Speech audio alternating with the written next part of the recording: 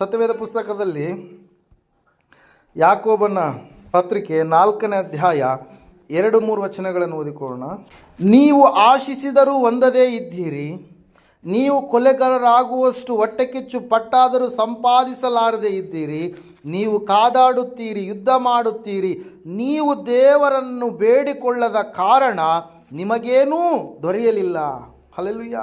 ನೀವು ಬೇಡಿದ್ದನ್ನು ನಿಮ್ಮ ಭೋಗಗಳಿಗಾಗಿ ಉಪಯೋಗಿಸಬೇಕೆಂಬ ದುರಾಭಿಪ್ರಾಯಪಟ್ಟು ಬೇಡಿಕೊಳ್ಳುವುದರಿಂದ ನಿಮಗೆ ದೊರೆಯುವುದಿಲ್ಲ ಎಂಬುದಾಗಿ. ಹಲ್ಲೆಲೂಯಾ. ಇಲ್ಲಿ ಮುಖ್ಯವಾಗಿ ನಾವು ನೋಡ್ತಾ ಇದ್ದೇವೆ, ನೀವು ಬೇಡದೇ ಇರುವುದರಿಂದ ಎಂಬುದಾಗಿ. ಹಲ್ಲೆಲೂಯಾ.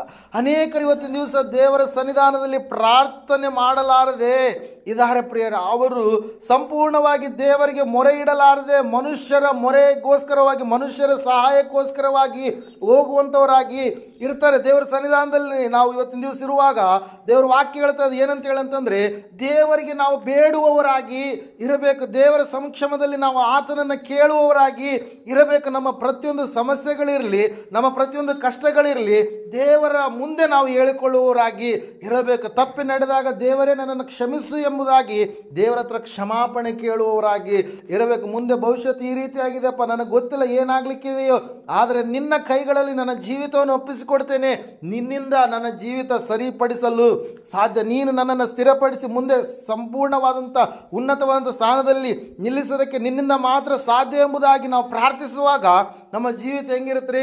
ಆಶೀರ್ವದಿಸಲ್ಪಟ್ಟಿರುತ್ತೆ. ಆದರೆ ಇಲ್ಲಿ ನಾವು ನೋಡ್ತಾ ಇದ್ದೇವೆ, ವಾಕ್ಯ ಹೇಳ್ತಾ ಇದೆ, ನೀವು ಬೇಡಿಕೊಳ್ಳದ ಕಾರಣ, ನೀವು ದೇವರ ಮುಂದೆ ನಿಮ್ಮ ಯಾವ ಮನವಿಯನ್ನು ದೇವರ ಮುಂದೆ ನಿಮ್ಮ ಮುಂದಿನ ಭವಿಷ್ಯತ್ತಿನ ವಿಷಯವಾಗಿ ಕೆಲವೊಂದು ಕಾರ್ಯಗಳನ್ನು ನೀವು ದೇವರಿಗೆ ಒಪ್ಪಿಸಲಾರದೆ ಬೇಡಲಾರದೆ, ಹೆಂಗಾದ್ರೂ ಇರಲಿ ಬಿಡು, ಭೂಮಿ ಮೇಲೆ ಎಲ್ಲರೂ ಬದುಕ್ತಾರೆ, ನಾನು ಕೂಡ ಬದುಕ್ತೀನಿ, ಹೆಂಗಾದ್ರೂ ಆಗಲಿ ಬಿಡು ಅಂತೇಳಿ ನೀನು ಮುಂದಕ್ಕೆ ಹೋದರೆ ನಿನ್ನ ಜೀವಿತದಲ್ಲಿ ನಿನ್ನ ಆಶೀರ್ವಾದವನ್ನು ಕಾಣೋದಕ್ಕೆ ಸಾಧ್ಯ ಇಲ್ಲ. ನೀನು ದೇವರಲ್ಲಿ ಬೇಡುವಾಗ ಮಾತ್ರ ಖಂಡಿತವಾಗಿ ದೇವರು ನಿನ್ನ ಪ್ರಾರ್ಥನೆಯನ್ನು ಏನು ಮಾಡ್ತಾನೆ? ಕೇಳ್ತಾನೆ. ಪ್ರೇರಿಲ್ಲ ನಾವು ನೋಡ್ತಾ ಇದ್ದೀವಿ ಸ್ಪಷ್ಟವಾಗಿ ಯಾಕೋಬನು ಹೇಳ್ತಾ ಇದ್ದಾರೆ, ನೀವು ಬೇಡಿಕೊಳ್ಳದ ಕಾರಣ, ಯಾರನ್ನು ಬೇಡಿಕೊಳ್ಳದ ಕಾರಣ? ನೀವು ದೇವರನ್ನು ಬೇಡಿಕೊಳ್ಳದ ಕಾರಣ ನಿಮಗೆ ಏನೂ ದೊರೆಯಲಿಲ್ಲ. ಅಲ್ಲಿ ನಾವು ನೋಡ್ತಾ ಇದ್ದೇವೆ, ಪ್ರಾರ್ಥನೆ ಮಾಡುವಂಥದ್ರ ಬದಲಾಗಿ ಅನೇಕರು ಏನು ಮಾಡ್ತಾರಂತೆ?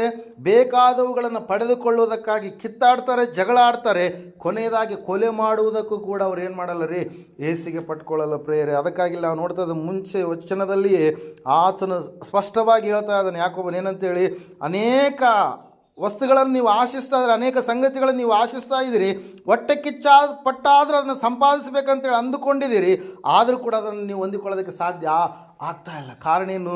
ನೀವು ದೇವರಲ್ಲಿ ಬೇಡಿಕೊಳ್ಳದ ಕಾರಣ ನಿಮಗೆ ಏನೂ ಕೂಡ ದೊರೆಯಲಿಲ್ಲ. ಯೇಸು ಸ್ವಾಮಿ ಸರ್ ಹೇಳ್ತಾರೆ ಮತ್ತಾಯನ ಬರೆದ ಸುವಾರ್ತೆ 7ನೇ ವಚನದಲ್ಲಿ ನಾವು ನೋಡುವಾಗ ವಾಕ್ಯ ಈ ರೀತಿಯಾಗಿ ಹೇಳುತ್ತೆ, ಏನಂತ ಹೇಳಿರಿ? ಬೇಡಿಕೊಳ್ಳಿರಿ ನಿಮಗೆ ದೊರೆಯುವುದು, ಹುಡುಕಿರಿ ನಿಮಗೆ ಸಿಕ್ಕುವುದು, ತಟ್ಟಿರಿ ನಿಮಗೆ ತೆರೆಯುವುದು ಎಂಬುದಾಗಿ. ಬೇಡಿಕೊಳ್ಳುವವರಾಗಿ ಇರಬೇಕು, ದೇವರನ್ನು ಪ್ರಾರ್ಥಿಸುವವರಾಗಿ ನಾವು ಇರಬೇಕು, ದೇವರ ಸಮೀಪದಲ್ಲಿ ನಾವು ಕೂಗುವವರಾಗಿ ಇರಬೇಕು. ಇವತ್ತಿನ ದಿವಸ ಅನೇಕರು ಪ್ರಾರ್ಥನೆಯೇ ಮಾಡ್ತಾ ಇಲ್ಲ, ಅದಕ್ಕಾಗಿ ಅವರ ಆಶೀರ್ವಾದವನ್ನು ಹೊಂದಿಕೊಳ್ತಾ ಇಲ್ಲ. ಪ್ರಾರ್ಥನೆಯ ಜೀವಿತ ಉಳ್ಳಂಥ ವ್ಯಕ್ತಿ ಆತನ ದೇವರ ಮುಂದೆ ಮೊಣಕಾಲು ಹಾಕಿದಾಗ ಆತನ ಪ್ರಾರ್ಥನೆಯನ್ನು ದೇವರು ನಿರರ್ಥಕ ಮಾಡದೆ ಏನು ಮಾಡ್ತಾನೆ? ಸಾರ್ಥಕಪಡಿಸ್ತಾನೆ. ಪ್ರೇರ ನಮಗೆ ಎಕ್ಸಾಂಪಲ್ಸ್ ಆಗಿ, ಉದಾಹರಣೆಗೆ ಅನೇಕ ಭಕ್ತಿವಂತರನ್ನು ಹಳೆಯ ಒಡಂಬಡಿಕೆಯಲ್ಲಿ ಹೊಸ ಒಡಂಬಡಿಕೆಯಲ್ಲಿ ಕೂಡ ಪುಸ್ತಕಗಳಲ್ಲಿ ನಾವು ನೋಡ್ತಾ ಇದ್ದೇವೆ. ದಾನಿಯೇಲನ ದೇವರ ಮುಂದೆ ಮೊಣಕಾಲು ಹಾಕಿದ ದೇವರು ಆತನನ್ನು ಬೇರೆಯವರ ಮುಂದೆ ತಗ್ಗಿಸಿಕೊಳ್ಳುವ ಹಾಗೆ ಮಾಡಲಿಲ್ಲ, ಎಲ್ಲರ ಮುಂದೆ ಆತನನ್ನು ಉನ್ನತವಾದಂಥ ಸ್ಥಾನದಲ್ಲಿ ಇಟ್ಟ. ಪ್ರೇರ ದೇವರ ಸನ್ನಿಧಾನದಲ್ಲಿ ನೀನು ತಗ್ಗಿಸಿಕೊಳ್ಳುವಾಗ ನೀನು ಇನ್ನೊಬ್ಬ ಮನುಷ್ಯನ ಮುಂದೆ ತಗ್ಗಿಸಿಕೊಳ್ಳುವಂಥದ್ದು ಅವಶ್ಯಕತೆ ಇಲ್ಲ, ಇನ್ನೊಬ್ಬರ ಮುಂದೆ ನೀನು ಮೊಣಕಾಲು ಹಾಕುವಂಥದ್ದು ಅವಶ್ಯಕತೆ ಇಲ್ಲ. ದೇವರು ನಿನ್ನನ್ನು ಏನು ಮಾಡ್ತಾನೆ? ಆತನ ಮುಂದೆ ನೀನು ತಗ್ಗಿಸಿಕೊಂಡ ಕಾರಣಕ್ಕಾಗಿ ತಕ್ಕ ಸಮಯದಲ್ಲಿ ನಿನ್ನನ್ನು ಆತನ ಏನು ಮಾಡ್ತಾನೆ? ಮೇಲಕ್ಕೆ ತರ್ತಾನೆ, ಉನ್ನತವಾದಂಥ ಸ್ಥಾನದಲ್ಲಿ ಆತನು ನಿಲ್ಲಿಸ್ತಾನೆ. ಪ್ರೇರ ಅದಕ್ಕಾಗಿ ನಾವು ನೋಡ್ತಾ ಇದ್ದೇವೆ, 4ನೇದಾಗಿ ನೀವು ಪ್ರಾರ್ಥಿಸುವವರಾಗಿ ಇರಬೇಕು. ದೇವರನ್ನು ನೀವು ಬೇಡಿಕೊಳ್ಳದ ಕಾರಣ ಎಂಬುದಾಗಿ ವಾಕ್ಯ ಹೇಳ್ತಾ ಇದೆ ಅಲ್ವಾ? ನಾವಾದರೂ ಬೇಡಿಕೊಳ್ಳುವವರಾಗಿ ಹೊಂದಿಕೊಳ್ಳುವವರು ಕೂಡ ಆಗಿರ್ಬೇಕಂತೇಳಿ ವಾಕ್ಯ ಇವತ್ತಿನ ದಿವಸ ನಮಗೆ ಪ್ರೋತ್ಸಾಹ ಪಡಿಸ್ತಾ ಇದೆ. ಪ್ರೇರ ಇವತ್ತಿನ ದಿವಸ ಅನೇಕರ ಪ್ರಾರ್ಥನೆಗೆ ಉತ್ತರ ಯಾಕೆ ಸಿಗ್ತಾ ಇಲ್ಲ ಅಂತಂದರೆ ಅವರು ಬೇಡಿಕೊಳ್ತಾ ಇಲ್ಲ. ಅವರಿಗೆ ಬೇಕಾಗಿರುವಂಥದ್ದನ್ನು ಅವರು ಹೊಟ್ಟೆ ಕಿಚ್ಚು ಪಟ್ಟಾದರೆ ಸಂಪಾದನೆ ಮಾಡಬೇಕಂತೇಳಿ ಅಂದ್ಕೊಂಡಿದ್ದಾರೆ. ಅವ್ರಿಗೆ ಬೇಕಾಗಿರುವಂಥದ್ದನ್ನು ಆಶಿಸಿ ಆದರೆ ಅದನ್ನು ಸಂಪಾದನೆ ಮಾಡಬೇಕು ಅಂದ್ಕೊಂಡಿದ್ದಾರೆ, ಇನ್ನೊಬ್ಬರನ್ನ ಸಾಯಿಸಿ ಆದರೆ ಅದನ್ನು ಸಂಪಾದನೆ ಬೇಕು ಅಂದ್ಕೊಂಡಿದ್ದಾರೆ, ಇನ್ನೊಬ್ಬರ ಹತ್ರ ದಬ್ಬಾಳಿಕೆ ದೌರ್ಜನ್ಯ ಮಾಡಿ ಆದರೂ ಸಂಪಾದನೆ ಮಾಡಿಕೊಳ್ಬೇಕು ಅಂದ್ಕೊಂಡಿದ್ದಾರೆ. ಅದು ಯಾವುದೂ ಕೂಡ ಅವರಿಂದ ಸಾಧ್ಯ ಆಗ್ತಾ ಇಲ್ಲ ಎಂಬುದಾಗಿ ಭಕ್ತಿವಂತನಲ್ಲಿ ಸ್ಪಷ್ಟವಾಗಿ ಏನು ಮಾಡ್ತಾ ಇದ್ದಾನೆ, ತಿಳಿಸ್ತಾ ಇದ್ದಾನೆ ಪ್ರಿಯರೇ. ಅದಕ್ಕಾಗಿ ನೀವು ದೇವರನ್ನು ಬೇಡಿಕೊಳ್ಳುವವರಾಗಿ ಇದ್ದರೆ ಖಂಡಿತವಾಗಿ ಕೂಡ ನೀವು ಆಶೀರ್ವಾದವನ್ನು, ಪ್ರಾರ್ಥನೆಗೆ ಉತ್ತರವನ್ನು ನೀವು ಹೊಂದಿಕೊಳ್ಳೋದಕ್ಕೆ ಸಾಧ್ಯ ಆಗುತ್ತೆ ಪ್ರಿಯರೇ. ನೀವು ಮತ್ತಾಯನ ಬರೆದ ಸುವಾರ್ತೆ 18ನೇ ಅಧ್ಯಾಯ 21-22 ವಚನಗಳನ್ನು ಓದುವಾಗ ಅಲ್ಲಿ ವಾಕ್ಯ ಈ ರೀತಿಯಾಗಿ ಹೇಳುತ್ತೆ, ಯಾಕೆ ಪ್ರಾರ್ಥನೆಗೆ ಉತ್ತರ ಸಿಗ್ತಾ ಇಲ್ಲ ಅಂತಂದರೆ, ಇವತ್ತಿನ ದಿವಸ ಅನೇಕರು ಕ್ಷಮಿಸಲಾರದೆ ಜೀವಿಸುವಂಥವರಾಗಿ ಇದ್ದಾರೆ ಪ್ರಿಯರೇ. ಕ್ಷಮಾಪಣೆ ಎನ್ನುವಂಥದ್ದು ದೇವರ ಮಕ್ಕಳಲ್ಲಿರ್ತಕ್ಕಂಥ ಬಹಳ ಮುಖ್ಯವಾಗಿರುವಂತಹ ಗುಣ. ಹಲ್ಲೆಲೂಯಾ. ಕ್ಷಮಾಪಣೆ ಒಂದು ಜೀವಿತ ಇರಲಾರದೆ ನಾವು ಏನನ್ನು ಕೂಡ ಆಶೀರ್ವಾದವನ್ನು ಹೊಂದಿಕೊಳ್ಳೋದಕ್ಕೆ ಸಾಧ್ಯ ನಮಗೆ ಆಗೋದಿಲ್ಲ ಪ್ರಿಯರೇ. ನಾವು ಕ್ಷಮಿಸುವವರಾಗಿ ಇರಬೇಕಲ್ಲಿ. ಪೇತ್ರನು ಬಂದು ಸ್ವಾಮಿ ಬಳಿಯಲ್ಲಿ ಕೇಳ್ತಾ ಇದ್ದಾರೆ, ಸ್ವಾಮಿ, ನನ್ನ ಸಹೋದರ ನನಗೆ ತಪ್ಪು ಮಾಡುತ್ತಾ ಬಂದರೆ ನಾನು ಎಷ್ಟು ಸಾರಿ ಅವನಿಗೆ ಕ್ಷಮಿಸಬೇಕು, 7 ಸಾರಿಯೋ ಎಂದು ಕೇಳಲು ಯೇಸು ಅವನಿಗೆ 7 ಸಾರಿ ಎಂದಲ್ಲ 770 ಸಾರಿ ಎಂದು ನಿನಗೆ ಹೇಳುತ್ತೇನೆ ಎಂಬುದಾಗಿ. ಹಲ್ಲೆಲೂಯಾ. ಪ್ರೈಸಲ್ಲಿ ನಾವು ಇತರರನ್ನು ಎಷ್ಟು ಸಲ ಕ್ಷಮಿಸಬೇಕು ಎಂಬುದಕ್ಕೆ ಯಾವುದೇ ಮಿತಿ ಇಲ್ಲ ಎಂಬ ಹೇಳಿಕೆಗೆ ಈ ಒಂದು ಮಾತು ನಮಗೇನಾಗಿದೆ ರೀ, ಸಮಾನವಾಗಿ ಇಲ್ಲಿ ಯೇಸು ಸ್ವಾಮಿ ಹೇಳಿರುವಂಥದ್ದು ನಮಗೆ ಕಾಣಿಸ್ತಾ ಇದೆ ಪ್ರಿಯರೇ. ಹಲ್ಲೆಲೂಯಾ. ಪ್ರೈಸಲ್ಲಿ ಅದಕ್ಕಾಗಿ ನಾವು ನೋಡ್ತಾ ಇದ್ದೇವೆ ಪ್ರಿಯರೇ, ದೇವರ ಮಕ್ಕಳಾದಂಥ ನಾವು ಕ್ಷಮಿಸಲಾರದೆ ಪ್ರಾರ್ಥನೆ ಮಾಡಿದರೆ ನಾವು ದೇವರಿಂದ ಹೊಂದಿಕೊಳ್ಳೋದಕ್ಕೆ ಸಾಧ್ಯ ಇಲ್ಲ. ನಾವು ಕ್ಷಮಿಸುವವರಾಗಬೇಕು. ಹಲ್ಲೆಲೂಯಾ. ಅವರಿಗೆ ಗೊತ್ತಿದ್ದೋ ಗೊತ್ತಿರಲಾರ್ದೆಯೋ ತಪ್ಪುಗಳನ್ನು ಮಾಡಿದಾಗ ನಾವು ಅವರನ್ನ ಕ್ಷಮಿಸ್ತೇವೆ ಎಂಬುದಾಗಿ ಪ್ರಾರ್ಥಿಸುವಂಥವರು ಆಗಬೇಕು. ಅದೇ ಒಂದು ವಿಷಯವನ್ನು ಮತ್ತಾಯನ ಬರೆದ ಸುವಾರ್ತೆಯಲ್ಲಿ ಸ್ವಾಮಿಯವರು ಕೂಡ ಏನು ಮಾಡಿದ್ದಾರೆ ರೀ, ತಿಳಿಸಿದ್ದಾರೆ ಪ್ರೇಯರ್. ಪರಲೋಕದ ಪ್ರಾರ್ಥನೆ ಎಂಬುದಾಗಿ ಕರೆಯಲ್ಪಡುವಂಥ ಪ್ರಾರ್ಥನೆ ಮತ್ತಾಯನ ಬರೆದ ಸುವಾರ್ತೆ 6ನೇ ಅಧ್ಯಾಯ 10ನೇ ವಚನದಿಂದ ನೀವು ನೋಡುವಾಗ ಸ್ವಾಮಿಯವರು ಈ ರೀತಿಯಾಗಿ ಹೇಳ್ತಾರೆ 9ನೇ ವಚನದಲ್ಲಿ, ಆದುದರಿಂದ ನೀವು ಈ ರೀತಿಯಾಗಿ ಹೀಗೆ ಪ್ರಾರ್ಥನೆ ಮಾಡತಕ್ಕದ್ದು, ನೀವು ಪ್ರಾರ್ಥಿಸುವಾಗ ಈ ರೀತಿಯಾಗಿ ಪ್ರಾರ್ಥನೆ ಮಾಡಿರಿ ಎಂಬುದಾಗಿ ಹೇಳಿ ಅಲ್ಲಿ ನಾವು ನೋಡ್ತಾ ಇದ್ದೇವೆ ಪ್ರೇಯರ್. ಏನಂತ ಹೇಳಂತಂದರೆ, ನಮಗೆ ತಪ್ಪು ಮಾಡಿದವರನ್ನ 12ನೇ ವಚನ, ನಾವೂ ಕ್ಷಮಿಸಿದಂತೆ ನಮ್ಮ ತಪ್ಪುಗಳನ್ನು ಕ್ಷಮಿಸು ಎಂಬುದಾಗಿ. ಹಲ್ಲೆಲೂಯಾ. Praise Lord. ನಾವು ನೋಡ್ತಾ ಇದ್ದೇವೆ, ನಮಗೆ ತಪ್ಪು ಮಾಡಿದವರು ಅಂದರೆ ನಮಗೆ ಸಾಲಗಾರರಾಗಿ ಯಾರಿದ್ದರು, ನಾವು ಯಾರಿಗೆ ನಾವು ತಪ್ಪಾಗಿ ನಾವು ಒಂದು ವೇಳೆ ನಡ್ಕೊಂಡಿದ್ದಾರೆ, ಯಾರು ನಮಗೆ ತಪ್ಪಾಗಿ ನಡ್ಕೊಂಡಿದ್ದಾರೋ ನಾವು ಅವರನ್ನು ಕ್ಷಮಿಸಿದಂತೆ ನಮ್ಮನ್ನು ಕೂಡ ನೀನು ಕ್ಷಮಿಸು ಎಂಬುದಾಗಿ ಏನು ಮಾಡಿದ್ದಾರೆ, ದೇವರು ನಮಗೆ ಹೇಳಿಕೊಟ್ಟಿದ್ದಾರೆ ಪ್ರೇರೆ. ನಮ್ಮ ತಪ್ಪುಗಳನ್ನು ನೀನು ಕ್ಷಮಿಸು ಎಂಬುದಾಗಿ. ಕ್ಷಮಾಪಣೆ ದೇವರಿಂದ ಮಾತ್ರ ನಾವು ಹೊಂದಿಕೊಳ್ಳೋದಕ್ಕೆ ಸಾಧ್ಯ ಪ್ರೇರೆ. ನಮ್ಮ ಪಾಪಗಳನ್ನು ಕ್ಷಮಿಸುವಾತನ ಯಾರ್ರೀ, ದೇವರು ಮಾತ್ರ ಪ್ರೇರೆ. ಲೋಕದ ಜನರು ಪಾಪಗಳನ್ನು ಏನು ಮಾಡ್ತಾರೆ, ಇನ್ನೊಬ್ಬರ ಬಳಿಯಲ್ಲಿ ಹೇಳಿಕೊಳ್ತಾರೆ, ಆಡಿಕೊಳ್ತಾರೆ, ಏನೆಲ್ಲ ವೈರಲ್ ಮಾಡ್ತಾರೆ, ಟ್ರೆಂಡ್ ಮಾಡ್ತಾರೆ. ಇವತ್ತು ದಿವಸ ಅನೇಕರ ತಪ್ಪುಗಳನ್ನು ಪ್ರೇರೆ. ಆದರೆ ಇಲ್ಲಿ ನಾವು ನೋಡ್ತಾ ಇದ್ದೇವೆ, ದೇವರ ವಾಕ್ಯ ಹೇಳ್ತಾ ಇದೆ, ದೇವರ ಬಳಿಯಲ್ಲಿ ನೀನು ನಿನ್ನ ತಪ್ಪುಗಳನ್ನು ಪಾಪಗಳನ್ನು ಒಪ್ಪಿಕೊಂಡು ಕ್ಷಮಾಪಣೆಯನ್ನು ಹೊಂದಿಕೊಂಡು ನೀನು ಜೀವಿಸುವಾಗ, ಇತರರ ತಪ್ಪುಗಳನ್ನು ನೀನು ಕ್ಷಮಿಸುವಾಗ ದೇವರು ನಿನ್ನ ತಪ್ಪುಗಳನ್ನು ಕೂಡ ಆತನ ಏನು ಮಾಡ್ತಾನೆ, ಕ್ಷಮಿಸ್ತಾನೆ. ನೀನು ಪ್ರಾರ್ಥಿಸುವಾಗ ದೇವರು ನಿನ್ನ ಪ್ರಾರ್ಥನೆಗೆ ಉತ್ತರವನ್ನು ದಯಪಾಲಿಸ್ತಾನೆ ಪ್ರೇಯರ್. ಆ ಸಮಯದಲ್ಲಿ ಪೇತ್ರನು ಕೇಳಿದಂಥ ಒಂದು ಪ್ರಶ್ನೆ ಏನ್ರಿ, ನಾನು ಎಷ್ಟು ಸಾರಿ ನನ್ನ ಸಹೋದರ ನನಗೆ ತಪ್ಪು ಮಾಡುತ್ತಾ ಬಂದರೆ, ನನ್ನ ಸಹೋದರ ನನ್ನ ವಿರುದ್ಧವಾಗಿ ನಡೆದುಕೊಂಡ್ರೆ, ಆತ ನನ್ನನ್ನು ಮನಸ್ಸನ್ನು ನೋಯಿಸಿದರೆ, ನನಗೆ ತಪ್ಪು ಮಾಡುತ್ತಾ ಬಂದರೆ ನಾನು ಎಷ್ಟು ಸಾರಿ ಕ್ಷಮಿಸಬೇಕಂತೇಳಿ ಕೇಳಿದಾಗ ಸ್ವಾಮಿ ಹೇಳಿದಂಥ ಮಾತು ಏನ್ರಿ, 7 ಸಾರಿ ಅಲ್ಲ 770 ಸಾರಿ. ಅಂದರೆ ನಾವು ತಪ್ಪು ಮಾಡಿದ ಹಾಗೆ ಎಲ್ಲ ನೀನು ಕ್ಷಮಿಸುವಂಥ ವ್ಯಕ್ತಿಯಾಗ. ಹಲ್ಲೆಲೂಯಾ. ಯಾಕಂದರೆ ನಿನ್ನೊಳಗಡೆ ನಾನಿದ್ದೇನೆ, ದೇವರಾದಂಥ ನಾನು ನಿನ್ನಲ್ಲಿ ವಾಸಿಸ್ತಾ ಇದ್ದೇನೆ. ನಾನು ಕ್ಷಮಿಸುವಂಥ ದೇವರು, ನೀನು ಕೂಡ ಎಲ್ಲರನ್ನ ಕ್ಷಮಿಸುವಂಥ ವ್ಯಕ್ತಿಯಾಗ. ಇನ್ನೊಬ್ಬರ ಕುರಿತಾಗಿ ಹೊಟ್ಟೆ ಕಿಚ್ಚಾಗಿರ್ಬೋದು, ದ್ವೇಷ ಆಗಿರ್ಬೋದು, ಕಕ್ಷೆ ಆಗಿರ್ಬೋದು, ಅಸೂಯೆ ಆಗಿರ್ಬೋದು, ಇನ್ನೊಬ್ಬರ ಕುರಿತಾಗಿ ಏನೆಲ್ಲ ನಾವು ಮನಸ್ಸಿನೊಳಗಡೆ ಇಟ್ಕೊಂಡ್ರೆ ನಮಗೇನಾಗುತ್ತೆ, ಸಮಾಧಾನ ಇರುತ್ತಾ? ಇರಲ್ಲ. ಅಲ್ಲಿ ಅವ್ರು ನೋಡಿದ್ರೆ ಏನಾಗುತ್ತೆ ರೀ, ನಮ್ಮ ಬಿ ಪಿ ರೈಸ್ ಆಗುತ್ತೆ, ಮನಸ್ಸಿಗೆ ಅಸಮಾಧಾನ ಆಗುತ್ತೆ. ಈ ಎಲ್ಲವೂ ಕೂಡ ಏನೆಲ್ಲ ಒಬ್ಬ ಮನುಷ್ಯನಲ್ಲಿ ಆಗಬೇಕಂತ ಎಲ್ಲ ಲಕ್ಷಣಗಳಾಗ್ತವೆ. ಆದರೆ ಕ್ಷಮಿಸುವವರು, ಪ್ರೀತಿಯ ಸ್ವಭಾವದಿಂದ ಇರುವಂಥವ್ರು ನಾವು ಆಗಿದ್ದರೆ ನಮಗೆ ಏನು ಕೂಡ ಆಗೋದಿಲ್ಲ. ಒಳ್ಳೆಯ ಆರೋಗ್ಯ ಅನ್ನುವಂಥದ್ದನ್ನು ನಾವು ಹೊಂದಿಕೊಳ್ಳೋದಕ್ಕೆ ಸಾಧ್ಯ ಆಗುತ್ತೆ ಪ್ರಿಯರೇ. ಅದಕ್ಕಾಗಿ ಕ್ಷಮಾಪಣೆ ನಮ್ಮ ಜೀವಿತದಲ್ಲಿ ಕ್ಷೇಮವನ್ನು ಅದೇನು ಮಾಡುತ್ತೆ, ತರುವಂಥದ್ದಾಗಿದೆ ಪ್ರಿಯರೇ. ಯೋಸೇಫನಂತೆ ತನ್ನ ಸಹೋದರರನ್ನು ಕ್ಷಮಿಸಿದ ಆತನು ಆತನನ್ನು ಸಾಯಿಸುವ ಮಟ್ಟಿಗೆ ಒಂದು ಬಾವಿಯಲ್ಲಿ ಹಾಕಿದ್ರು, ಆತನ ಬಟ್ಟೆಗಳೆಲ್ಲವನ್ನು ಕಿತ್ತುಕೊಂಡ್ರು, ಆತನನ್ನು ಕೇವಲ 20 ಬೆಳ್ಳಿ ನಾಣ್ಯಗಳಿಗೆ ಐಗುಪ್ತ ದೇಶಕ್ಕೆ ಮಾರಿದರೂ ಕೂಡ ಯೋಸೇಫನ್ ಏನು ಮಾಡ್ತಾ ಇದ್ದಾನ್ರಿ, ತನ್ನ ಸಹೋದರರೆಲ್ಲರನ್ನ ಏನು ಮಾಡ್ತಾ ಇದ್ದಾನಂತ ಆತ ಕ್ಷಮಿಸ್ತಾ ಇದ್ದಾನೆ. ಒಂದ್ಸಾರಿ ಆ ವಾಕ್ಯ ಹೋದ್ರೆ ಆದಿಕಾಂಡ ಪುಸ್ತಕ 50ನೇ ಅಧ್ಯಾಯ 19ನೇ ವಚನ. ಯೋಸೇಫನು ಅವರಿಗೆ, ಹೆದರಬೇಡಿರಿ, ನಾನೇನು ದೇವರ ಪ್ರತಿನಿಧಿಯೇ? ನೀವಂತೂ ನನಗೆ ಕೇಡಾಗಬೇಕೆಂದು ಎಣಿಸಿದ್ದೀರಿ, ಆದರೆ ದೇವರು ಮೇಲಾಗಬೇಕೆಂದು ಸಂಕಲ್ಪಿಸಿದನು. ಈಗ ಅನುಭವಕ್ಕೆ ಬಂದ ಪ್ರಕಾರವೇ ಅನೇಕ ಪ್ರಾಣಿಗಳಿಗೆ ಸಂರಕ್ಷಣೆಯುಂಟಾಗುವಂತೆ ಮಾಡಿದನು. ಆದುದರಿಂದ ನೀವು ಸ್ವಲ್ಪವೂ ಭಯಪಡಬೇಡಿರಿ. ಅಂದರೆ ಸಂಪೂರ್ಣವಾಗಿ ಏನು ಮಾಡ್ತಾ ಇದ್ದಾನೆ ಯೋಸೇಫ? ತನ್ನ ಅಣ್ಣಂದಿರನ್ನು ಕ್ಷಮಿಸ್ತಾ ಇದ್ದಾನೆ. ತನ್ನನ್ನು ಸಾಯಿಸಬೇಕು, ತನ್ನನ್ನು ಮಾರಿದಂಥ, ತನಗೆ ಟಾರ್ಚರನ್ನು, ನೋವನ್ನು ಕೊಟ್ಟಂಥ ಸ್ವಂತ ಸಹೋದರರನ್ನು ಯೋಸೇಫನ್ ಏನು ಮಾಡ್ತಾ ಇದ್ದಾನೆ ರೀ? ಕ್ಷಮಿಸ್ತಾ ಇದ್ದಾನೆ. ಪ್ರೇಯರಲ್ಲಿ ನಾವು ನೋಡ್ತಾ ಇದ್ದೇವೆ, ತಂದೆ ಯೋಸೇಫನ್ನು ತನ್ನ ಅಣ್ಣಂದಿರನ್ನು ಯಾವ ರೀತಿಯಾಗಿ ಕ್ಷಮಿಸಿದನೆ ಎನ್ನುವಂಥ ವಿಷಯವನ್ನು ನಾವು ನೋಡ್ತಾ ಇದ್ದೇವೆ. ಪ್ರೇಯರ್ 17ನೇ ವಚನದಲ್ಲಿ ನೀವು ನೋಡುವಾಗ, ನಿನ್ನ ತಂದೆಯು ಸಾಯುವುದಕ್ಕಿಂತ ಮುಂಚೆ ನಮಗೆ ಅಪ್ಪಣೆ ಮಾಡಿದ್ದೇನೆಂದರೆ, ನೀವು ಯೋಸೇಫನಿಗೆ, ನಿನ್ನ ಅಣ್ಣಂದಿರಾದ ನಾವು ನಿನಗೆ ಕೇಡು ಮಾಡಿದ್ದು ನಿಜವೇ, ಆದರೂ ನಮ್ಮ ಅಪರಾಧವನ್ನು, ಪಾಪವನ್ನು ಕ್ಷಮಿಸು ಎಂಬುದಾಗಿ ಹೇಳಿಕೊಳ್ಳಬೇಕು. ಹೀಗೆ ಅವನು ಅಪ್ಪಣೆ ಮಾಡಿದ್ದರಿಂದ ನೀನು ಈಗ ನಿನ್ನ ತಂದೆಯು ದೇವರಿಗೆ ಭಕ್ತರಾಗಿರುವ ನಾವು ಮಾಡಿದ ಅಪರಾಧವನ್ನು ಕ್ಷಮಿಸಬೇಕೆಂದು ಬೇಡಿಕೊಳ್ಳುತ್ತೇವೆಂದು ಹೇಳಿ ಕಳುಹಿಸಿದರು ಎಂಬುದಾಗಿ. ಹಲ್ಲೆಲೂಯಾ. ಪ್ರೈಸ್ಗಳಲ್ಲಿ ನಾವು ನೋಡ್ತಾ ಇದ್ದೇವೆ ಪ್ರೇಯರೇ, ಅಣ್ಣಂದರಿಗೆ ಭಯ ಆಗಿಬಿಟ್ಟಿದೆ. ಯಾಕೆ ಹೇಳ್ರಿ? ಈತನನ್ನು ಮಾರಿದ್ದಾರೆ, ಈತನ ಎಲ್ಲೋ ಹೋದಂತೇಳಿ ಅಂದ್ಕೊಂಡಿದ್ದಾರೆ. ಆದರೆ ಇಡೀ ಐಗುಪ್ತ ದೇಶದ ಮೇಲೆ, ಸಾಮ್ರಾಜ್ಯದ ಮೇಲೆ ಪ್ರಧಾನಮಂತ್ರಿಯಾಗಿ, ಅರಸನ ನಂತರ ಅರಸನಾಗಿ ಯೋಸೇಫನನ್ನು ದೇವರು ಏನು ಮಾಡಿದ್ರಿ? ಹೆಚ್ಚಿಸಿದ್ರು ಪ್ರೇಯರ್. ಅದಕ್ಕಾಗಿ ನಾವು ನೋಡ್ತಾ ಇದ್ದೇವೆ, ಯಾರನ್ನು ಕೂಡ ನೀನು ಕಡೆಗಣಿಸಬೇಡ. ದೇವರು ಯಾರನ್ನು ಯಾವ ಸಮಯದಲ್ಲಿ ಯಾವ ರೀತಿಯಾಗಿ ಮೇಲಕ್ಕೆ ತರ್ತಾನೋ ಅದು ನಮಗೆ ಗೊತ್ತಿಲ್ಲ. ತನ್ನ ಮಕ್ಕಳನ್ನು ಖಂಡಿತವಾಗಿ ದೇವರು ಕೈ ಬಿಡದೆ ಏನು ಮಾಡ್ತಾನೆ ರೀ? ಉದ್ಧಾರ ಮಾಡುತ್ತಾನೆ. ಶಪಿಸದೆ ಆತನ ಆಶೀರ್ವದಿಸುವಂಥ ದೇವರಾಗಿದ್ದಾನೆ ಪ್ರೇಯರ್. ಅದಕ್ಕಾಗಿ ನಾವು ಮೊದಲನೇದಾಗಿ ಮಾಡಬೇಕಾಗಿರುವಂಥದ್ದು ಏನು ರೀ? ಕ್ಷಮಿಸುವವರಾಗಿ ಇರಬೇಕು. ನಮಗೆ ತಪ್ಪು ಮಾಡಿದವರು ಅನೇಕರಿದ್ದರೂ ಕೂಡ ಅವರನ್ನು ನಾವು ಯಾವಾಗ ಕ್ಷಮಿಸ್ತೀವೋ, ಅವರನ್ನು ನಾವು ಯಾವಾಗ ಸಂಪೂರ್ಣವಾಗಿ ದೇವರ ಆತ್ಮನ ಮೂಲಕವಾಗಿ ಮಾತಾಡಿಸುವವರಾಗಿ ಇರ್ತೀವೋ, ಖಂಡಿತವಾಗಿ ನಮ್ಮ ಪ್ರಾರ್ಥನೆಯು ದೇವರ ಸನ್ನಿಧಾನಕ್ಕೆ ಮುಟ್ಟಿ ನಮಗೇನು ಮಾಡುತ್ತೆ ರೀ? ಸದುತ್ತರವನ್ನು ತೆಗೆದುಕೊಂಡು ಬರುತ್ತೆ ಪ್ರೇಯರ್. ಇನ್ನೊಂದು ಅಂಶವನ್ನು ನಾವು ನೋಡೋಣ. ನೀವು ಯಾಕೋಬನ ಪತ್ರಿಕೆ 5ನೇ ಅಧ್ಯಾಯ 16ನೇ ವಚನದಲ್ಲಿ ನೀವು ನೋಡುವಾಗ ಅಲ್ಲಿ ವಾಕ್ಯ ಈ ರೀತಿಯಾಗಿ ಹೇಳುತ್ತೆ, ಹೀಗಿರಲು ನೀವು ಸ್ವಸ್ಥವಾಗಬೇಕಾದರೆ ನಿಮ್ಮ ಪಾಪಗಳನ್ನು ಒಬ್ಬರಿಗೊಬ್ಬರು ಅರಿಕೆ ಮಾಡಿ ಒಬ್ಬರಿಗೋಸ್ಕರ ಒಬ್ಬರು ದೇವರನ್ನು ಪ್ರಾರ್ಥಿಸಿರಿ. ನೀತಿವಂತನ ಅತ್ಯಾಸಕ್ತಿಯುಳ್ಳ ವಿಜ್ಞಾಪನೆಯು ಬಹು ಬಲವಾಗಿದೆ ಎಂಬುದಾಗಿ. ಹಲ್ಲೆಲೂಯಾ. ಮತ್ತೇನು ಹೇಳ್ತಾ ಇದ್ದ ವಾಕ್ಯ ರೀ? ನಿಮ್ಮ ಪಾಪಗಳನ್ನು ಒಬ್ಬರಿಗೊಬ್ಬರು ನೀವು ಅರಿಕೆ ಮಾಡಿ ಪ್ರಾರ್ಥನೆ ಮಾಡುವವರಾಗಿ ಇರಿ. ಮನುಷ್ಯರಾದಂಥ ನಾವುಗಳು ತಪ್ಪು ಮಾಡುವುದು ಸಹಜ. ಆ ತಪ್ಪುಗಳನ್ನು ಸಭೆಯಲ್ಲಿರ್ತಕ್ಕಂಥ ಸಹೋದರನ ಸಂಗಡ, ಸಹೋದರಿಯ ಸಂಗಡ, ದೇವರ ನಂಬಿದಂಥ ಮಕ್ಕಳ ಸಂಗಡ, ಆತ್ಮೀಯತೆಯಲ್ಲಿ ಈ ಜೀವಿಸುವಂಥ ಮಕ್ಕಳ ಸಂಗಡ ನೀನು ಹೇಳಿಕೊಂಡು ನೀನೇನು ಮಾಡಬೇಕು? ಆ ಒಂದು ಪಾಪಗಳಿಗೋಸ್ಕರವಾಗಿ ನೀವು ಅರಿಕೆ ಮಾಡಿಕೊಂಡು ಒಬ್ಬರಿಗೊಬ್ಬರು ಪ್ರಾರ್ಥನೆ ಮಾಡಿದಾಗ ದೇವರಂತೆ ಆ ಪ್ರಾರ್ಥನೆಯನ್ನು ಕೇಳ್ತಾನೆ ಪ್ರೇಯರ್. ಇವತ್ತಿನ ದಿವಸ ಅನೇಕರು ಏನು ಮಾಡ್ತಾರೆ ರೀ?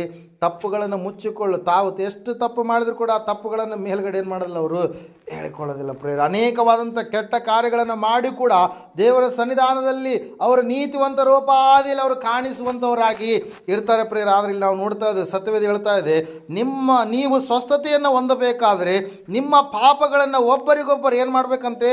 ಅರಿಕೆ ಮಾಡಿಕೊಳ್ಳಬೇಕು. ಏನು ಮಾಡ್ಬೇಕ್ರಿ? ಇಲ್ಲಿ ಅರಿಕೆ ಮಾಡಿಕೊಳ್ಬೇಕು. ಇಲ್ಲಿ ವಾಕ್ಯ ಹೇಳ್ತಾ ಇದೆ ಏನಂತ ಹೇಳಂತಂದರೆ, ಯಾವ ಯಾಜಕನ ವಿಷಯದಲ್ಲ, ಬದಲಾಗಿ ನೀವು ವಿಶ್ವಾಸಿಗಳ ಮಧ್ಯದಲ್ಲಿ ನೀವು ಅರಿಕೆ ಮಾಡಿಕೊಳ್ಳಬೇಕು. ಅನಾರೋಗ್ಯ ಬಂದಂಥ ಸಮಯದಲ್ಲಿ ಸಂಪೂರ್ಣವಾಗಿ ಅಭ್ಯಾಸವನ್ನು ತಪ್ಪದೆ ಮಾಡಿರಿ. ಆರಾಧನೆ ಸಮಯದಲ್ಲಿ ಈ ಅಭ್ಯಾಸವನ್ನು ತಪ್ಪದೆ ನೀವು ಮಾಡಿರಿ ಎಂಬುದಾಗಿ ಇಲ್ಲಿ ಸತ್ಯವೇದ ನಮಗೇನು ಮಾಡ್ತಾ ಇದೆ ರೀ? ತಿಳಿಸ್ತಾ ಇದೆ ಪ್ರೇಯರ್. ಅದಕ್ಕಾಗಿ ನಾವು ನೋಡುವಾಗ ಸತ್ಯವೇದ ಸ್ಪಷ್ಟವಾಗಿ ಹೇಳ್ತಾ ಇದೆ, ಹೊಸ ಒಡಂಬಡಿಕೆ ಪ್ರಕಾರ ವಿಶ್ವಾಸಿಗಳು ದೇವರ ಮಕ್ಕಳಾದಂಥ ನಾವೆಲ್ಲರೂ ಏನಾಗಿದ್ದೀವಿ ರೀ?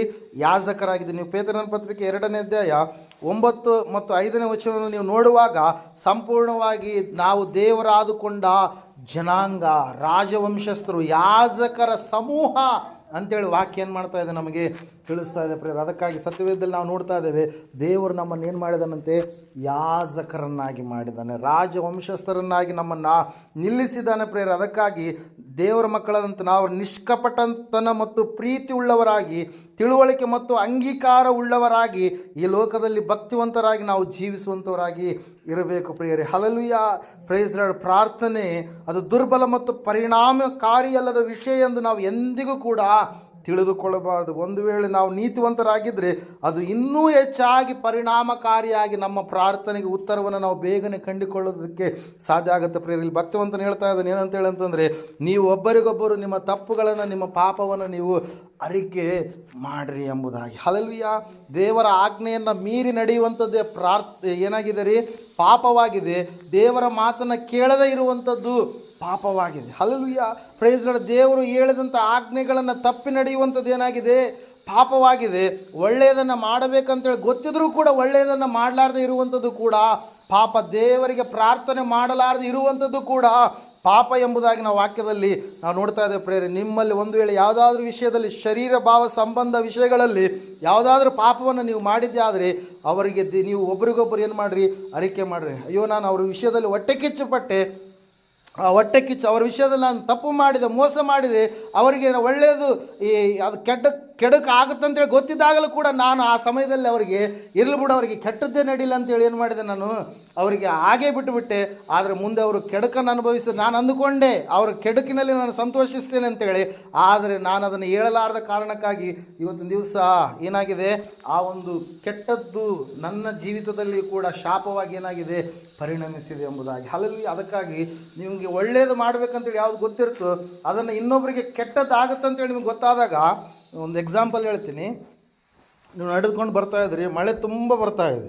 ಬರುವಂಥ ಸಮಯದಲ್ಲಿ ನಿಮಗೆ ಗೊತ್ತಿದೆ ಅಲ್ಲಿ ಏನಾಗಿದೆ? ಕರೆಂಟ್ ವೈರ್ ಹರಿದು ಬಿದ್ದಿದೆ ಅಂತೇಳಿ. ಹಲ್ಲೆಲೂಯಾ. Praise Lord. ಆ ಸಮಯದಲ್ಲಿ ಯಾರೋ ಗೊತ್ತಿಲ್ಲಾರ್ದೆ ಆ ಸಮಯದಲ್ಲಿ ಆ ಒಂದು ನೀರಿನಲ್ಲಿ ಬಿದ್ದಿರ್ತಕ್ಕಂಥ ಕರೆಂಟ್ ವೈರ್ ಆ ಒಂದು ಸಮೀಪಕ್ಕೆ ಹೋಗುವಾಗ ಹೋಗ್ಲಿ ಬಿಡು ಅವ್ರು ಅಂತೇಳಿ ನೀವು ಹಂಗೆ ಹೇಳಲಾರ್ದು ಹಂಗೆ ಬಿದ್ದರೆ ಏನಾಗುತ್ತೆ? ಬಿಟ್ಟರೆ ಏನಾಗುತ್ತೆ ರೀ? ಅವ್ರು ನೀರಲ್ಲಿ ಹೆಜ್ಜೆ ಇಟ್ಟಾಗ ಅವ್ರ ಪ್ರಾಣ ಪಕ್ಷಿ ಏನಾಗುತ್ತೆ? ಹಾರಿ ಹೋಗುತ್ತೆ. ಹಲ್ಲೆಲೂಯಾ. ನಿಮಗೆ ಗೊತ್ತಿರುತ್ತೆ, ಇಲ್ಲ ಅವರು ಕಾಯಿಲೆಯಲ್ಲಿದ್ದಾರೆ, ನೋವಿನಲ್ಲಿದ್ದಾರೆ, ಅನಾರೋಗ್ಯದಲ್ಲಿದ್ದಾರೆ, ಭಯಂಕರವಂಥ ಪರಿಸ್ಥಿತಿಯಲ್ಲಿದ್ದಾರೆ, ಅವ್ರನ್ನ ದೇವರ ಸನ್ನಿಧಾನಕ್ಕೆ ನಡೆಸಿದ್ರೆ ಸಾಕು, ಅವರಿಗೆ ಸ್ವಸ್ಥತೆ ಆಗುತ್ತೆ, ಗುಣ ಆಗುತ್ತೆ ಅಂತೇಳಿ. ಆದರೆ ನೀವೇನು ಮಾಡ್ತೀರಿ? ಹೇಳಲ್ಲ ದೇವರ ವಿಷಯ. ಇಲ್ಲ, ಆಲಯಕ್ಕೆ ಬಂದರೆ ದೇವರು ಖಂಡಿತವಾಗಿ ಸ್ವಸ್ಥತೆ ಮಾಡ್ತಾರೆ. ಪ್ರಾರ್ಥನೆಯನ್ನು ದೇವರು ಕೇಳ್ತಾನೆ. ಅನೇಕರ ಪ್ರಾಣ ಹೋಗಬೇಕಾಗಿತ್ತು, ಆತನು ಉಳಿಸಿದ್ದಾನೆ. ಆತನ ಮೃತ್ಯುಂಜಯನಾದಂಥ ಪರಿಹಾರಿಯಾದಂಥ ದೇವರ, ಆತನ ಪರಿಷ್ಕಾರವನ್ನು ಕೊಡುವಂಥ ದೇವರು ಆತನ ಎಂಬುದಾಗಿ ನೀವು ಅವರಿಗೆ ತಿಳಿಸಿದಾಗ ನೀವೇನಾಗ್ತೀರಿ? ಆ ಒಂದು ಒಳ್ಳೆಯದನ್ನು ನೀವು ಮಾಡಿದಂಥವ್ರು ಆಗ್ತೀರಿ. ದೇವರ ಒಂದು ಮಾತನ್ನು ನೀವು ಸಂಪೂರ್ಣವಾಗಿ ಕೈಕೊಂಡು ನಡೆಯುವಂಥವ್ರು ಆಗ್ತೀರಿ. ಇರಲಿ ಬಿಡಪ್ಪ, ಅವರು ಅನೇಕ ತಪ್ಪುಗಳನ್ನು ಮಾಡಿದ್ದಾರೆ, ಪಾಪ ಮಾಡಿದ್ದಾರೆ, ಅವರ ಶಿಕ್ಷೆಯನ್ನು ಉರಿದಿದ್ದಾರೆ, ಅವ್ರಿಗೇನಾಗುತ್ತೆ? ಅವ್ರು ಮಾಡಿದ್ದನ್ನು ಅವ್ರು ಉಣ್ತಾರೆ ಅಂತೇಳಿ ನೀವು ಒಂದು ವೇಳೆ ಅಂದುಕೊಂಡು ಅವ್ರನ್ನ ದೇವರ ಕಡೆಗೆ ನಡೆಸಲಾರದೆ ನೀವು ಹಂಗೆ ಇದ್ದರೆ ಖಂಡಿತವಾಗಿ ನೀವೇನಾಗ್ತೀರಿ? ದೇವರಿಗೆ ವಿರುದ್ಧವಾದಂಥ ರೀತಿಯಲ್ಲಿ ನಡೆದುಕೊಂಡವ್ರು ಆಗ್ತಾರೆ. ಅದಕ್ಕಾಗಿ ನಾವು ನೋಡ್ತಾ ಇದ್ದೇವೆ ಪ್ರಿಯರೇ, ಪಾಪಗಳನ್ನು ಏನು ಮಾಡಬೇಕು? ಅರಿಕೆ ಮಾಡಬೇಕು. ಮನಸ್ಸಿನಲ್ಲಿ ಇನ್ನೊಬ್ಬರ ವಿಷಯವಾಗಿ ಕೆಟ್ಟದ್ದು, ದ್ವೇಷ, ಕಕ್ಷೆ, ಅಸೂಯೆ ಯಾವುದು ಕೂಡ ಇರಲಾರದೆ, ಮತ್ಸರ ಯಾವುದು ಕೂಡ ಇರಲಾರದೆ ನೀವು ಯಾವಾಗಲೂ ಕೂಡ ನಿಷ್ಕಪಟತನದಿಂದ ಪ್ರೀತಿ ಉಳ್ಳವರಾಗಿ ನೀವು ಜೀವಿಸುವಾಗ ದೇವರು ನಿಮ್ಮ ಪ್ರಾರ್ಥನೆಯನ್ನು ಏನು ಮಾಡ್ತಾನೆ ರೀ? ಕೇಳುವವನಾಗಿರ್ತಾನೆ. ಇವತ್ತಿನ ದಿವಸ ನಾವು ನೋಡ್ತಾ ಇದ್ದೇವೆ, ಅನೇಕರು ತಮ್ಮ ತಪ್ಪುಗಳನ್ನು, ಪಾಪಗಳನ್ನು ಅರಿಕೆ ಮಾಡಿ ಪ್ರಾರ್ಥನೆ ಮಾಡ್ತಾ ಇಲ್ಲ. ಒಬ್ರಿಗೊಬ್ಬರು ಹೇಳಿಕೊಂಡು, ಅಯ್ಯೋ ನಾನು ಅವ್ರ ಕುರಿತಾಗಿ ಹೊಟ್ಟೆ ಕಿಚ್ಚುಪಟ್ಟೆ, ಅವ್ರಿಗೆ ಕುರಿತಾಗಿ ನಾನು ಸುಳ್ಳು ಹೇಳಿದೆ, ಅವ್ರ ಕುರಿತಾಗಿ ನಾನು ಕೆಟ್ಟದ್ದು ಮಾಡಿದೆ ಎಂಬುದಾಗಿ ಇನ್ನೊಬ್ಬರಿಗೆ ನೀವು ಅರಿಕೆ ಮಾಡಿ ಪ್ರಾರ್ಥನೆ ಮಾಡಿದಾಗ ಖಂಡಿತವಾಗಿ ನಿಮ್ಮ ಅರಿಕೆಯನ್ನು ಕೇಳಿ ದೇವರು ಏನು ಮಾಡ್ತಾನೆ? ನಿಮ್ಮ ಪ್ರಾರ್ಥನೆಗೆ ಫಲವನ್ನು ಕೊಡ್ತಾನೆ ಪ್ರಿಯರೇ. ಹಲ್ಲೆಲೂಯಾ. ಇವತ್ತಿನ ದಿವಸ ಯಾಕೆ ಪ್ರಾರ್ಥನೆಗೆ ಉತ್ತರ ಸಿಗುತ್ತಾ ಇಲ್ಲ? ಅನೇಕರು ಇವತ್ತಿನ ದಿವಸ ಪಾಪವನ್ನು ದೇವರ ಸನ್ನಿಧಾನದಲ್ಲಿ ಅರಿಕೆ ಮಾಡದೆ ಅವರು ಪ್ರಾರ್ಥಿಸುವಂಥವರಾಗಿದ್ದಾರೆ. ಅಪನಂಬಿಕೆಯುಳ್ಳವರಾಗಿ ಪ್ರಾರ್ಥನೆ ಮಾಡುವಂಥವರಾಗಿದ್ದಾರೆ. ಅವಿಧೇಯತೆಯಿಂದ ಪ್ರಾರ್ಥಿಸುವಂಥವರಾಗಿದ್ದಾರೆ. ಇವತ್ತಿನ ದಿವಸ ಅನೇಕರು ದೇವರ ಮೇಲೆ ನಂಬಿಕೆ ಇಡದೆ ಪ್ರಾರ್ಥಿಸುವಂಥವರಾಗಿದ್ದಾರೆ. ಇವತ್ತಿನ ದಿವಸ ಒಬ್ಬರಿಗೊಬ್ಬರು ಪಾಪವನ್ನು ಅರಿಕೆ ಮಾಡದೆ ಪ್ರಾರ್ಥಿಸುವಂಥವರಾಗಿದ್ದಾರೆ. ಕ್ಷಮಿಸಲಾರದೆ ಪ್ರಾರ್ಥಿಸುವಂಥವರಾಗಿದ್ದಾರೆ. ಇವತ್ತಿನ ದಿವಸ ಪ್ರಾರ್ಥನೆ ಮಾಡಲಾರದೆ ಅವರು ಯಾವ ಉತ್ತರವನ್ನು ಕಂಡುಕೊಳ್ಳದೆ ಜಗಳ, ದೌರ್ಜನ್ಯ, ಆಸೆ ಪಟ್ಟು ಅದನ್ನು ಹೆಂಗಾದ್ರೂ ಸಂಪಾದನೆ ಮಾಡಬೇಕಂತೇಳಿ ಏನೆಲ್ಲ ಕಾರ್ಯ ಮಾಡಿದ್ರು ಅವರು ದೇವರನ್ನು ಬೇಡಿಕೊಳ್ಳದ ಕಾರಣ ಅವರು ಯಾವುದನ್ನು ಕೂಡ ಹೊಂದಿಕೊಳ್ಳಲಿಲ್ಲ ಎಂಬುದಾಗಿ ವಾಕ್ಯ ಹೇಳ್ತಾ ಇದೆ. Failure to pray. ಅವರು ಪ್ರಾರ್ಥನೆ ಮಾಡೋದಕ್ಕಾಗಿ ಸಂಪೂರ್ಣವಾಗಿ ನಿರುತ್ಸಾಹವನ್ನು ತೋರಿಸಿದರು. ಪ್ರಾರ್ಥನೆ ಬೇಕೇ ಆಗಿಲ್ಲ ಎಂಬುದಾಗಿ ಅವರು ಅಂದುಕೊಂಡ ಕಾರಣಕ್ಕಾಗಿ ಅವರು ಯಾವ ಒಂದು ಸಂಗತಿಯನ್ನು, ಆಶೀರ್ವಾದವನ್ನು ದೇವರಿಂದ ಅವರು ಹೊಂದಿಕೊಳ್ಳಲಿಲ್ಲ. ಪ್ರಿಯರೇ, ಈ ಸಮಯದಲ್ಲಿ ನಮಗಾದರೂ ದೇವರು ತಿಳಿಸಿದ್ದಾನೆ, ನೀನು ನಿನ್ನ ಪ್ರಾರ್ಥನೆಗೆ ಸದುತ್ತರವನ್ನು ನೀನು ಹೊಂದಿಕೊಳ್ಳಬೇಕಾದರೆ ಮೊದಲನೇದಾಗಿ ದೇವರ ಸಮೀಪದಲ್ಲಿ, ಸಮಕ್ಷಣದಲ್ಲಿ ನೀನು ಸಂಪೂರ್ಣವಾಗಿ ನಿನ್ನ ಪ್ರತಿಯೊಂದು ಪಾಪವನ್ನು ನೀನು ಅರಿಕೆ ಮಾಡು. ಅದನ್ನು ಒಪ್ಪಿಕೊಂಡು ಬಿಟ್ಟು ಬಿಡು. ದೇವರು ನಿನ್ನ ಪ್ರಾರ್ಥನೆಗೆ ಉತ್ತರವನ್ನು ಕೊಡ್ತಾನೆ. ದೇವರ ಮೇಲೆ ನಂಬಿಕೆ ಇಟ್ಟು ಪ್ರಾರ್ಥನೆ ಮಾಡು, ದೇವರು ನಿನ್ನ ಪ್ರಾರ್ಥನೆಗೆ ಉತ್ತರವನ್ನು ಕೊಡ್ತಾನೆ. ದೇವರ ಒಂದು ವಿಷಯದಲ್ಲಿ ನೀನು ಸಂಪೂರ್ಣವಾಗಿ ಆತನ ಆಜ್ಞೆಗಳನ್ನು ಕೈಕೊಂಡು ವಿಧೇಯತೆಯಿಂದ ಪ್ರಾರ್ಥನೆ ಮಾಡು, ದೇವರು ನಿನ್ನ ಪ್ರಾರ್ಥನೆಗೆ ಉತ್ತರವನ್ನು ಕೊಡ್ತಾನೆ. ದೇವರ ಸಮೀಪದಲ್ಲಿ ಆತನನ್ನು ಪ್ರಾರ್ಥಿಸುವಂಥ ವ್ಯಕ್ತಿಯಾಗಿ ಪ್ರತಿಯೊಂದು ಕಾರ್ಯಗಳನ್ನು ಆತನ ಮುಂದೆ ಇಟ್ಟು ಪ್ರಾರ್ಥನೆ ಮಾಡು, ಆತ ನಿನ್ನ ಪ್ರಾರ್ಥನೆಗೆ ಉತ್ತರವನ್ನು ಕೊಡ್ತಾನೆ. ದೇವರ ಮುಂದೆ ನಿನ್ನ ಸಂಪೂರ್ಣವಾಗಿ ನಿನ್ನ ಒಂದು ಪಾಪಗಳನ್ನು ತಪ್ಪುಗಳನ್ನು ಇನ್ನೊಬ್ಬರಿಗೆ ಅರಿಕೆ ಮಾಡಿ ನಿನ್ನ ಸ್ವಸ್ಥತೆಗೋಸ್ಕರವಾಗಿ ನೀನು ಪ್ರಾರ್ಥನೆ ಮಾಡು, ದೇವರು ನಿನ್ನ ಪ್ರಾರ್ಥನೆಯನ್ನು ಕೇಳ್ತಾನೆ. ಇನ್ನೊಬ್ಬರನ್ನ ಕ್ಷಮಿಸುವಂಥ ಗುಣ ಉಳ್ಳವನಾಗಿ ಎಲ್ಲರನ್ನ ಯಾವ ಒಂದು ಕೆಟ್ಟದ್ದು ಅವ್ರು ನಿನಗೆ ಎಷ್ಟೋ ಮಾಡಿರ್ಬೋದು ಅವರ ಕುರಿತಾಗಿ ಯಾವುದನ್ನು ಕೂಡ ಮನಸ್ಸಲ್ಲಿ ಇಟ್ಟುಕೊಳ್ಳದೆ ನೀನು ಪ್ರಾರ್ಥನೆ ಮಾಡು, ದೇವರು ನಿನ್ನ ಪ್ರಾರ್ಥನೆಯನ್ನು ಕೇಳ್ತಾನೆ. ಪ್ರೇರೆ, ಈ ಸಮಯದಲ್ಲಿ ಪ್ರಾರ್ಥನೆ ಮಾಡೋಣ. ದೇವರು ವಾಕ್ಯ ಹೇಳ್ತಾ ಇದೆ, ನಾವು ನಂಬಿಕೆಯಿಂದ ನಾವು ಪಾಪವನ್ನು ಅರಿಕೆ ಮಾಡಿ ಬಿಟ್ಟು ಸಂಪೂರ್ಣವಾಗಿ ದೇವರ ಆಜ್ಞೆಗಳಿಗೆ ವಿಧೇಯರಾಗಿ ಕ್ಷಮಿಸುವವರಾಗಿ ಪ್ರೀತಿಸುವವರಾಗಿ ನಿಷ್ಕಪಟತನದಿಂದ ಜೀವಿಸುವವರಾಗಿ ಒಬ್ಬರಿಗೊಬ್ಬರು ಪಾಪಗಳನ್ನು ಅರಿಕೆ ಮಾಡಿಕೊಂಡವರಾಗಿ ಪ್ರಾರ್ಥಿಸುವವರಾಗಿಯೇ ಇದ್ದು ದೇವರಿಂದ ಹೊಂದಿಕೊಳ್ಳುತ್ತೇವೆ ಎಂಬುದಾಗಿ ನಾವು ಪ್ರಾರ್ಥನೆ ಮಾಡುವಾಗ ಖಂಡಿತವಾಗಿ ನಮ್ಮ ಪ್ರಾರ್ಥನೆಗೆ ಉತ್ತರ ಸಿಗುತ್ತೆ. ಪ್ರೇರಿ, ಸಮಯದಲ್ಲಿ ಪ್ರಾರ್ಥನೆ ಮಾಡೋಣ. ಮಹೋನ್ನತರು ಮಹಾಪರಿಶುದ್ಧನಾದ ಮಹಾದೇವ, ನಿಮಗೆ ಸ್ತೋತ್ರಗಳಪ್ಪ. ಕೇಳಿದಂಥ ವಾಕ್ಯ ಬಿತ್ತಿದಂಥ ಬೀಜ 100ರಷ್ಟು ಫಲ ಕೊಡುವಂತೆ ಸಹಾಯ ಮಾಡಿ ಸ್ವಾಮಿ. ದೇವರೇ, ನಿನ್ನ ಮಕ್ಕಳಾದಂಥ ಇವರೆಲ್ಲರೂ ನಿನ್ನ ಕರೆಗಳಲ್ಲಿ ಲಭಿಸಿಕೊಡ್ತಾ ಇದೆಯಪ್ಪ. ಯಾವ ವಿಷಯದಲ್ಲಿ ಇವರು ತಪ್ಪಿ ಹೋಗದ ಹಾಗೆ ನಿನ್ನ ಒಂದು ಸನ್ನಿಧಾನದಲ್ಲಿ ಸ್ಥಿರವಾಗಿ ನಿಲ್ಲುವಂತೆ ಅನೇಕ ಕರ್ತನೆ ಸ್ವಾಮಿ ಭಕ್ತಿಯ ಕಾರ್ಯಗಳನ್ನು ಇವರು ಮಾಡಲಿಕ್ಕಾಗುವಂತೆ ಇವರಿಗೆ ಶಕ್ತಿಯನ್ನು ಸ್ವಾಮಿ ದಯಪಾಲಿಸಪ್ಪ. ಕರ್ತನೆ ದೇವರೇ, ನೀನು ಒಳ್ಳೆ ದೇವರಾಗಿದೆಯಪ್ಪ. ನಮ್ಮ ಜೀವಿತದಲ್ಲಿ ಅನೇಕ ಮೇಲುಗಳನ್ನು ಆಶೀರ್ವಾದಗಳನ್ನು ಬಿಡುಗಡೆಯನ್ನು ನೀನು ದಯಪಾಲಿಸಿದಂಥ ದೇವರಾಗಿದೆ. ಅದಕ್ಕಾಗಿ ಸ್ತೋತ್ರ. ಕೇಳಿದಂಥ ವಾಕ್ಯ ಬಿತ್ತಿದಂಥ ಬೀಜ 100ರಷ್ಟು ಫಲ ಕೊಡುವಂತೆ ಸಹಾಯ ಮಾಡಿ ನಡೆಸ್ತಾ ಬರಬೇಕೆಂಬುದಾಗಿ ಯೇಸು ಕ್ರಿಸ್ತನ ನಾಮದಲ್ಲಿ ಪ್ರಾರ್ಥಿಸಿ ಬೇಡ ಅರ್ಪಿಸಿ ಹೊಂದಿದ್ದೇವೆ ಪರಮ ತಂದೆಯೇ. ಆಮೆನ್.